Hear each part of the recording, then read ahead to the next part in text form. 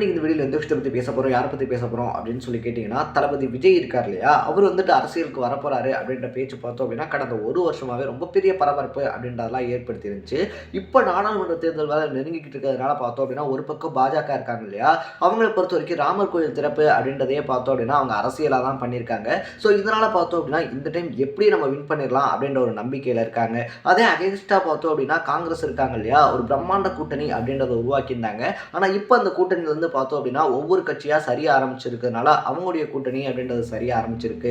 இதை பொறுத்த வரைக்குமே மத்திய அரசாங்கத்தில் இந்த மாதிரி இருக்குது, மாநிலத்தில் என்ன மாதிரி இருக்குது அப்படின்னு சொல்லி பார்க்கும்போது ஆளுங்கட்சியாக இருக்கக்கூடிய திமுகவாக இருந்தாலும் சரி, எதிர்கட்சியாக இருக்கக்கூடிய அதிமுகவாக இருந்தாலும் சரி, ரெண்டு பேருமே ஜெயிச்சே ஆகணும் அப்படின்ற ஒரு கட்டாயத்தில் தான் இந்த தேர்தல் அப்படின்றத களம் காண்றாங்க. ஸோ இந்த மாதிரி பரபரப்பான சூழல் அப்படின்றது மத்தியில் மாநிலத்தில்னு சொல்லி ரெண்டு பக்கத்துலையுமே இருக்கும்போது இதுக்கு நடுவில் விஜய் இருக்கார் இல்லையா, அவருடைய மாவட்ட நிர்வாகிகள் கிட்டத்தட்ட 200 பேர் சந்திச்சு பேசின விஷயம் அப்படின்றது இப்போ அரசியலில் ரொம்ப பெரிய பரபரப்பு அப்படின்றத ஏற்படுத்தியிருக்கு. பரபரப்பை ஏற்படுத்தினதுக்கு ரொம்ப முக்கியமான காரணம் என்ன அப்படின்னு சொல்லி பார்த்தோம்னா, இன்னும் ஒரு மாசத்துக்குள்ள விஜய் மக்கள் இயக்கம் இருக்கு இல்லையா, அதை வந்துட்டு விஜய் மக்கள் இயக்கத்துல இருந்து அரசியல் கட்சியாக மாற்றுறதுக்கான வேலைகளில் ஈடுபட சொன்னதாகவும், அது மட்டும் இல்லாமல் எலெக்ஷன் எப்போ வந்தாலுமே அதை நம்ம எதிர்கொள்றதுக்கு தயாராக இருக்கணும், பூத் கமிட்டி இருக்கு இல்லையா, அதை வலுப்படுத்துங்க அப்படின்னு சொல்லி விஜய் சொன்னதாகவும், நம்ம முதல்ல அரசியல் கட்சியாக வந்துட்டு பதிவு பண்ணிடுவோம், அதுக்கப்புறம் நம்ம தனிச்சு போட்டிடுறோமா இல்லை கூட்டணியா அப்படின்றத அதுக்கப்புறமா முடிவு பண்ணுவோம் அப்படின்னு சொல்லி சொன்னாரு அப்படின்னு சொல்லி சொன்னதுனால இப்போ இந்த மீட்டிங் அப்படின்றது பார்த்தோம்னா ரொம்ப முக்கியத்துவம் வாய்ந்த ஒரு விஷயமா பார்க்கப்படுது அப்படின்னே சொல்லலாம். ஸோ இந்த மீட்டிங் முக்கியத்துவமான விஷயமா பார்க்கப்பட்டாலும் கூட பார்த்தோம் அப்படின்னா, சினிமாவில் ஜெயிச்ச விஜய் தமிழக அரசியல் இருக்கு இல்லையா, தமிழக அரசியலில் ஜெயிக்கிறது அடுத்த விஷயம், தாக்கு பிடிக்கணும் அப்படின்னாலே பல விஷயங்களை அவர் எதிர்கொள்ள வேண்டியிருக்கு அப்படின்னே சொல்லலாம். ஸோ சினிமா ஒரு குதிரை, அரசியல் ஒரு குதிரை, இந்த ரெண்டு குதிரையுமே ஒரு சேர யாருமே ஓட்ட முடியாது அப்படின்ற நிலைமை இருக்கு இல்லையா, அதை முதல்ல அடிச்சு உடைச்சவர் எம்ஜிஆர் அப்படின்னே சொல்லலாம். ஏன்னா இந்த பக்கம் பார்த்தோம் அப்படின்னா உச்ச நட்சத்திரம், அதுக்கு ஆப்போசிட்டா அகைன்ஸ்ட்ல பார்த்தோம் அப்படின்னா சாகர வரைக்குமே முதலமைச்சராக இருந்த ஒரு மனுஷன் அப்படின்னு தான் சொல்லணும்.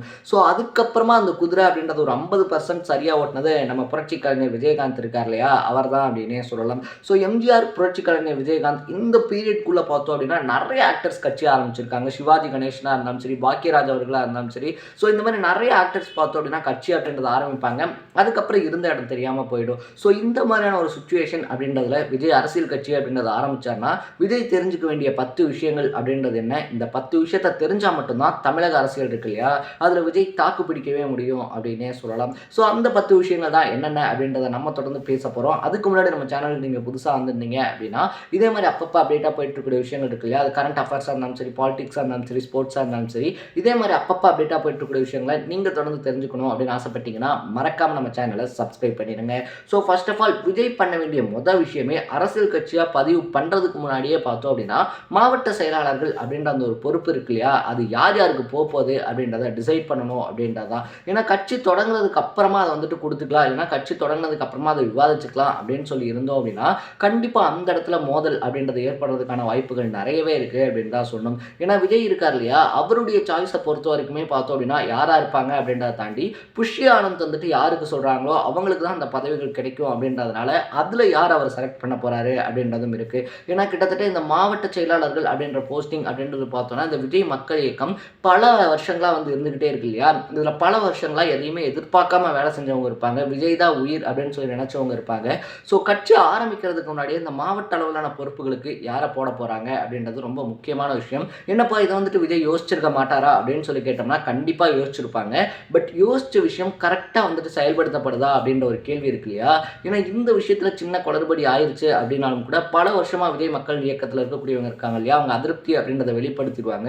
ஸோ கட்சி தொடங்கினோடனே கட்சி நிர்வாகிகள்கிட்ட அதிருப்தி அப்படின்றது விஜய்க்கு வந்துச்சு அப்படின்னா அதுவே அங்கே பேக் ஃபயர் ஆகிடும் அப்படின்னே சொல்லலாம். ஸோ கட்சி நிர்வாகிகள் இருக்காங்க இல்லையா, அந்த மாவட்ட ஆலோசனை அப்படின்றது கிட்டத்தட்ட 200 நிர்வாகிகள்கிட்ட பேசியிருக்காரு.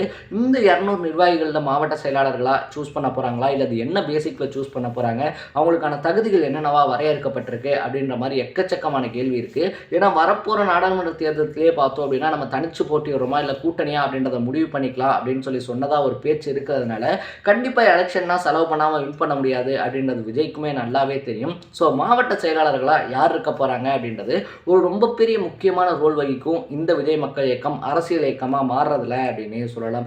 ரெண்டாவது என்னை பொறுத்த வரைக்குமே பார்த்தோம் அப்படின்னா இப்போ மகளிர் அணியாக இருந்தாலும் சரி, இல்லை தகவல் தொழில்நுட்ப அணி, வக்கீல் அணி அப்படின்னு சொல்லிட்டு விஜய் இருக்கார் இல்லையா, அவர் இந்த மாதிரி அதிகப்படியான அணிகள் அப்படின்றது பிரிச்சிருக்க மாதிரி பேச்சாளர் அணி அப்படின்றதையும் ஒன்று அவர் கண்டிப்பாக வைக்கணும். என்னப்பா சம்மந்தமே இல்லாமல் பேச்சாளர் அணி அப்படின்னு சொல்லி பார்த்துட்டோம் அப்படின்னா விஜய் அவருடைய கொள்கை என்ன அப்படின்றது இருக்கு இல்லையா, இல்லையா, அதை கொண்டு போய் அடிமட்ட அளவுக்கு பரப்பணும் அப்படின்னா கண்டிப்பாக பேச்சாளர் அணி அப்படின்றது ஒரு ரொம்ப தேவையான ஒரு விஷயம். ஸோ இன்னைக்கு ஆட்சியில் இருக்கக்கூடிய திமுக இருக்காங்க இல்லையா, அவங்கள ஒரு காலகட்டத்தில பார்த்தோம் அப்படின்னா, பேசி பேசியே ஆட்சிய புடிச்சவங்க அப்படின்னு சொல்லுவாங்க.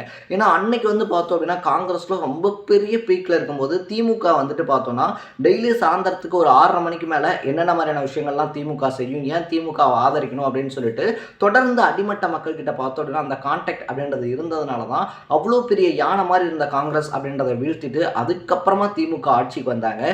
ஸோ பேச்சாளர் அணி அப்படின்றத பார்த்தோம் அப்படின்னா, தமிழ்நாடு முழுக்க 234 தொகுதிகள்லையுமே அடிமட்ட மக்கள் வரைக்குமே, ஏன்னா 234 தொகுதிகள்லையுமே பார்த்தோம் அப்படின்னா விஜய் இருக்கார் இல்லையா, அவர் போய் பேசிக்கிட்டு இருக்க முடியாது, அவரே நாங்கள் என்னென்ன பண்ணுவோம் அப்படின்றத சொல்லிக்கிட்டு இருக்க முடியாது.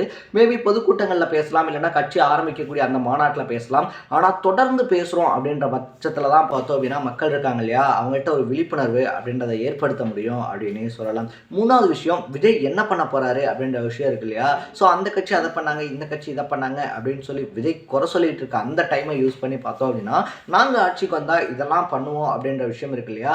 ஏன்னா விஜய் பொறுத்த வரைக்குமே பார்த்தோம் அப்படின்னா ரொம்ப தெளிவான ஒரு விஷயம் அப்படின்றத சொல்லியிருக்காரு அப்படின்றதான் என்னை பொறுத்த வரைக்குமே சொல்லணும். கட்சி ஆரம்பிச்சு உடனே பார்த்தோம் அப்படின்னா தனிச்சு நின்று தேர்தலில் போட்டிடுறேன் அப்படின்லாம் சொல்லி அறிவிக்காம, கட்சியை முதல்ல ஆரம்பிப்போம், அடுத்து கூட்டணியா இல்லை தொகுதி என்ன பண்ணலாம், இல்லை நம்ம தனிச்சு போட்டியா அப்படின்றத அதுக்கப்புறமா டிசைட் பண்ணிக்கலாம் அப்படின்னு சொல்லும்போது, சரியான நபர்கள் வந்தாங்க அப்படின்னா கூட்டணி அமைக்கிறதுக்கான வாய்ப்பு அப்படின்றது அதிகமாக இருக்கிறதாவும் தான் நான் பார்க்குறேன். ஸோ அரசியல் விமர்சகர்களுமே பார்த்தோம் அப்படின்னா விஜய் இப்படி சொல்லியிருக்கக்கூடிய விஷயம், நம்ம தனிச்சு தான் போட்டியிட போகிறோம் அப்படின்றத அவர் மைண்டில் இருந்தால் அதை ஓப்பனாகவே சொல்லியிருக்கலாம். தனிச்சு போட்டியிடுறோமா இல்லை கூட்டணியான்றதை அப்புறமேல் பார்த்துக்கலாம் அப்படின்னு சொல்லும்போதே, அங்கே கூட்டணிக்கான ஒரு சான்ஸ் இருக்கு அப்படின்னு சொல்கிறாங்க அப்படின்னு தான் சொல்லணும். ஸோ 4வது விஷயமே அந்த கூட்டணி அப்படின்ற விஷயம் தான். யார் கூட கூட்டணி அப்படின்றத வைக்க போகிறாரு. ஏன்னா தொடர்ந்து பார்த்தோம் அப்படின்னா திமுகவாக இருந்தாலும் சரி, அதிமுகவாக இருந்தாலும் சரி, இவங்க மேலே ஊழல் குற்றச்சாட்டு அப்படின்றது அதிகப்படியில் இருக்குது. இவங்க அவங்கள சொல்கிறது, அவங்க இவங்கள சொல்கிறது அப்படின்னு சொல்லிட்டு, இவங்களுக்கு மாற்றாக பார்த்தோம் அப்படின்னா நாம் தமிழர் கட்சி இருக்காங்க. ஸோ விஜய் கட்சி ஆரம்பிக்கிறாரு அப்படின்னா, நாம் தமிழர் சீமான் இருக்கார் இல்லையா, நானும் என் தம்பியும் சேர்ந்து ஜெயிச்சிருவோம், இவங்க எல்லாத்தையுமே அடித்து விரட்டிடுவோம் அப்படின்ற மாதிரி பல மேடைகளில் பேசியிருக்கிறதுனால, இன்கேஸ் விஜய் கட்சி ஆரம்பிக்கிறாரு, அரசியலுக்கு வராரு, கூட்டணி அப்படின்ற ஒரு ஆப்ஷன் வருது அப்படின்னா, அதில் ராம் தமிழர் இருக்கு இல்லையா, நாம் தமிழருமே முக்கியமான பங்கு வகிக்கும் அப்படின்னு சொல்கிறாங்க. ஆனால் அதில் முதலமைச்சர் வேட்பாளர் யார், துணை முதலமைச்சர் வேட்பாளர் யார் அப்படின்ற மாதிரியான பிரச்சனைகள் அதுக்கப்புறமா வரும் அப்படின்னு இருந்தாலும் கூட, விஜய் கூட்டணி அப்படின்னு வராரு அப்படின்னா, நாம் தமிழர் இருக்கு இல்லையா, நாம் தமிழராக இருந்தாலும் சரி, இல்லைனா பாமகவாக இருந்தாலும் சரி, அதை தாண்டி பார்த்தோம் அப்படின்னா விசிகா இருக்கு இல்லையா, இந்த மாதிரியான கட்சிகளுக்கு முன்னுரிமை அப்படின்றது கொடுக்கப்படும் அப்படின்னு சொல்கிறாங்க. ஸோ கூட்டணி அவர் யார் கூட வைக்க போகிறாரு அப்படின்றதும் பார்த்தோம் அப்படின்னா ரொம்ப முக்கியமான பங்கு வகிக்கும். அவர் தமிழக அரசியல் இருக்கு இல்லையா, அதில் தொடர்ந்து ஜெயிக்க அப்படின்னே சொல்லலாம். 5வது விஷயம் ரொம்ப முக்கியமான விஷயம், ஒன்று சினிமாவா இல்லை அரசியலா அப்படின்னு முடிவெடுத்துடணும். நான் இங்கே வந்ததுக்கப்புறம் அங்கேயும் நடிச்சுக்கிட்டு இருக்கேன் அப்படின்னு சொன்னோம்னா, அதை கண்டிப்பாக தமிழக மக்கள் இருக்காங்க இல்லையா, அவங்க அக்செப்ட் பண்ணிக்க மாட்டாங்க. அரசியல் அப்படின்றது அப்படி ஒரு விளையாட்டுத்தனமான விஷயமும் கிடையாது. இப்போ வந்துட்டு புஷி ஆனந்த் இருக்கார் இல்லையா, அவர் வந்துட்டு பார்த்துக்கிட்டு இருக்காரு அப்படின்னா, அது விஜய் மக்கள் இயக்கமாக இருக்க வரைக்கும் ஓகே. பட் அரசியல் இயக்கமாக மாறினதுக்கு அப்புறமா நான் தலைவன், ஆனால் புஷி ஆனந்த் தான் எல்லாருமே முடிவெடுப்பாரு அப்படின்னு சொல்லியிருந்தா, அதை கண்டிப்பாக மக்கள் அக்செப்ட் பண்ணிக்கிறதுக்கான வாய்ப்பு ரொம்பவே கம்மி. ஸோ எம்ஜிஆர் அவர்களாக இருந்தாலும் சரி, விஜயகாந்த் அவர்களாக இருந்தாலும் சரி, அரசியல் அப்படின்னு வரும்போது சினிமா இருக்கு இல்லையா, சினிமாவை விட்டுட்டு தான் வந்தாங்க. இன்கேஸ் விஜய் உள்ள வராரு அப்படின்னா, சினிமாவா அரசியலா அப்படின்னு யோசிச்சு ஏதாவது ஒன்றை தான் சூஸ் பண்ணும். ஸோ அந்த இடமுமே பார்த்தோம் அப்படின்னா விஜய் என்ன பண்ண போறாரு அப்படின்றது ரொம்ப முக்கியமான ஒரு விஷயம். இப்போ வரைக்குமே பார்த்தோம் அப்படின்னா விஜய் இருக்கார் இல்லையா, அவருடைய படம் அப்படின்றது எண்டிங் செஷனுக்கு வரும்போதே அடுத்த படத்தினுடைய டைரக்டர் அப்படின்றத அனௌன்ஸ் பண்ணிடுவாரு. பட் இப்போ வரைக்குமே தளபதி 69 டைரக்டர் யாரு அப்படின்னு அனௌன்ஸ் பண்ணாததுனால, ஓகே தளபதி இதெல்லாம் யோசிச்சு ரெடி ஆயிட்டாரு, கண்டிப்பா அவர் சினிமாவில் வந்து நடிக்க மாட்டாரு, கோட் தான் அவருடைய திரைப்படம் இருக்கு இல்லையா, அவருடைய திரைப்பட வாழ்க்கையில கடைசி படமா இருக்கும் அப்படின்னு சொல்றாங்க. ஸோ அதனால இது எந்த அளவுக்கு உண்மையா இருக்க போகுது அப்படின்றத நம்ம இன்னும் ஒரு மாசம் வெயிட் பண்ணி தான் பார்க்கணும். அரசியல் நகர்வு அப்படின்றது இருக்கு இல்லையா, இதுதான் 6வது விஷயம். அன்னன்னைக்கு அரசியலில் என்ன நடக்குது நம்மளை சுற்றி, அதுக்கு நம்ம என்ன மாதிரியான விஷயங்கள் அப்படின்றத பேசணும். ஏன்னா அதிமுக திமுக அப்படின்ற கட்சிகள் பார்த்தோம் அப்படின்னா தினம் ஒவ்வொரு விஷயம் அப்படின்றத பற்றி அரசியல் கட்ட நகர்வுகள் அப்படின்றத பேசிக்கிட்டே இருக்காங்க.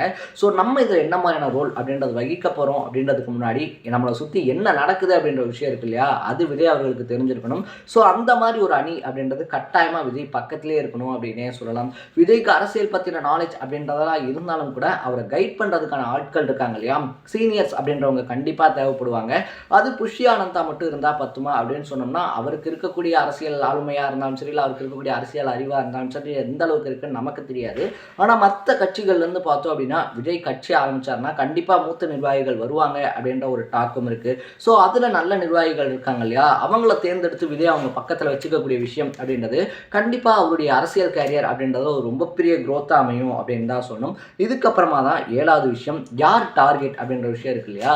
ஸோ ஒரு சிலர் பார்த்தோம் அப்படின்னா நம்ம என்னதான் தலைகளாக நின்று தண்ணி குடித்தாலும் என் கட்டை வேகிற வரைக்குமே நான் திமுக அதிமுகவுக்கு தான் ஓட்டு போடுவேன் அப்படின்னு சொல்லியிருப்பாங்க. ஸோ விஜய் வந்து யாரை டார்கெட் பண்ணி யாருக்கான அரசியல் அப்படின்றது பண்ண போகிறாரு, மாணவர்களுக்காகவா இல்லை இளைஞர்களுக்காகவா பெண்களுக்கான அரசியலா, ஸோ அதில் வந்துட்டு அவர் எதை சூஸ் பண்ண போகிறாரு, இது மூணுமே தானப்பா அரசியலில் முக்கியம் அப்படின்னு சொல்லி கேட்டோம்னா இது மூணுக்கும் வெவ்வேறு டிஃப்ரெண்ட் இருக்குது. அதை நம்ம உட்காந்து பேசணும் அப்படின்னாலே கிட்டத்தட்ட 1 மணி நேரம் பேசலாம், அந்த அளவுக்கு பெரிய டாபிக் இது. ஸோ இந்த மாதிரி இருக்கக்கூடிய சுச்சுவேஷனில் விஜயனுடைய அரசியல் அப்படின்றது யாருக்கானது, யாருக்காக விஜய் போராட போகிறாரு அப்படின்றது இருக்கு இல்லையா. அரசியல் களத்தை பொறுத்த வரைக்குமே அவருடைய கொள்கை என்ன அப்படின்றது ரொம்ப பெரிய முக்கிய பங்கு வகிக்கும். ஸோ இதில் அவர் எதை சூஸ் பண்ண போகிறாரு அப்படின்றதும் முக்கியம். 8வது விஷயம், நம்ம முன்னாடியே சொன்ன கொள்கை, விஜய் அவருடைய கொள்கை என்ன, எந்த கோட்பாட்டின் அடிப்படையில் அவருடைய கட்சி இயங்க போகுது அப்படின்றது. ஏன்னா ஒரு பக்கத்தில் பார்த்தோம் அப்படின்னா ஆரிய மாடல், ஒரு பக்கத்தில் திராவிட மாடல், ஒரு பக்கத்தில் குஜராத் மாடல் அப்படின்னு சொல்லிட்டு ஆளாளுக்கு ஒவ்வொரு மாடல் அப்படின்றத சொல்லி அரசியல் அப்படின்றது பண்ணிக்கிட்டு இருக்கும்போது விஜய் இருக்கார் இல்லையா, அவருடைய மாடல் என்னவா இருக்க போது, எந்த மாடலுக்காக அவர் வேலை பார்க்க போறாரு அப்படின்றதும் ரொம்ப முக்கியமான பங்கு வகிக்கும். ஸோ அது மட்டும் இல்லாமல் அவருடைய கட்சியினுடைய கோட்பாடுகள்லாம் அறிவிச்சதுக்கு அப்புறமா தான் மற்ற கட்சிகள் அவரை விமர்சனமே பண்ண ஆரம்பிப்பாங்க அப்படின்றதுனால அந்த விமர்சனத்தை எதிர்கொள்றதுக்கு, அந்த விமர்சனத்தை எப்படி எதிர்கொள்ளணும் அப்படின்றத தெரிஞ்சுக்கிறதுக்கு கண்டிப்பாக விஜய் ஒரு டீம் வச்சிருக்கணும். ஏன்னா இன்னைக்கு இருக்கக்கூடிய சுச்சுவேஷனில் பார்த்தோம் அப்படின்னா அது ரொம்ப முக்கியமான விஷயம் அப்படின்னே சொல்லலாம். கடைசி விஷயம், லாஸ்ட் பட் நாட் லீஸ்ட் அப்படின்ற மாதிரி தலைமை அப்படின்ற ஒரு விஷயம் இருக்கு இல்லையா. விஜய் மக்கள் இயக்கமாக இருக்க வரைக்கும் பார்த்தோம் அப்படின்னா யார் சொன்னாலுமே ஃபேன்ஸ் கேட்டுருவாங்க. ஆனால் ஒரு அரசியல் கட்சியாக மாறுது அப்படின்னா தலைவன் சொன்னால் தொண்டன் கட்டுப்படணும் அப்படின்னு சொல்லுவாங்க இல்லையா. நான் என்ன சொல்கிறனோ அதை செய், நான் யார் நிப்பாட்டுறனோ அவங்க வேட்பாளர் அப்படின்ற விஷயம் இருக்கு இல்லையா. அது கண்டிப்பாக அது சர்வாதிகார மனப்பான்மை அப்படின்லாம் சொல்லி இருந்தாலும் கூட ஆளாளுக்கு இவங்களை நிப்பாட்டலாம் அவங்கள நிப்பாட்டலாம் அப்படின்னு சொல்லிட்டு 234 தொகுதியில் 700 பேரை ரெஃபர் பண்ணாங்க அப்படின்னா விஜயால் கண்டிப்பாக நிற்க வைக்க முடியாது. ஸோ கட்சிக்காக யார் உழைக்கிறாங்களோ அவங்களுக்கு தான் சீட்டு, விஜய் யாரை செலக்ட் பண்ணுறாரோ அவருக்கு தான் சீட்டு அப்படின்றத தொடக்கத்திலே சொல்லி அந்த தலைமை பண்பு அப்படின்றத ஏற்றுக்கிட்டாரு அப்படின்னா அந்த ஒரு அடமெண்ட்டான விஷயம் இருக்கு இல்லையா. அது கண்டிப்பாக விஜய் அரசியலுக்கு புதுசாக உள்ள வரும்போது தேவை. அதை பழக்கப்படுத்திக்காமல் விட்டுட்டாரு அப்படின்னா பின்னாடி அதுவே அவருடைய பொலிட்டிக்கல் கேரியர் அப்படின்றத ஸ்பாயில் பண்ணிடும். ஸோ இந்த 10 விஷயங்கள் தான் பார்த்தோம் அப்படின்னா விஜய் இருக்கார் இல்லையா, அவர் தமிழ்நாடு அரசியலை தாக்கு பிடிச்சி நிற்கிறதுக்காக பண்ண வேண்டிய 10 விஷயங்கள். இந்த 10 அவர் தெளிவாக பண்ணிட்டாரு அப்படின்னா அடுத்து அவர் ஜெயிக்கிறதுக்கான விஷயங்கள் அப்படின்றது இன்னும் நிறைய பண்ணணும் அப்படின்னு தான் சொல்லணும். ஸோ விஜய் அவருடைய அரசியல் வருகை அப்படின்றத நீங்கள் எப்படி பார்க்குறீங்க அப்படின்றத கமெண்ட் செக்ஷனில் பதிவு பண்ணிவிட்டு இதே மாதிரி அப்பப்போ அப்டேட்டாக போயிட்டு இருக்கக்கூடிய விஷயங்கள் இருக்கு இல்லையா, அது கரண்ட் அஃபேர்ஸாக இருந்தாலும் சரி, பாலிடிக்ஸாக இருந்தாலும் சரி, ஸ்போர்ட்ஸாக இருந்தாலும் சரி, இதே மாதிரி அப்பப்போ அப்டேட்டாக போயிட்டு இருக்கக்கூடிய விஷயங்களை நீங்கள் தொடர்ந்து தெரிஞ்சுக்கணும் அப்படின்னு ஆசைப்பட்டீங்கன்னா மறக்காம நம்ம சேனலை சப்ஸ்கிரைப் பண்ணிடுங்க. நாளைக்கு இதே மாதிரி இன்னொரு இன்ட்ரெஸ்டிங்கான வீடியோட சந்திக்கலாம். Tata, bye by.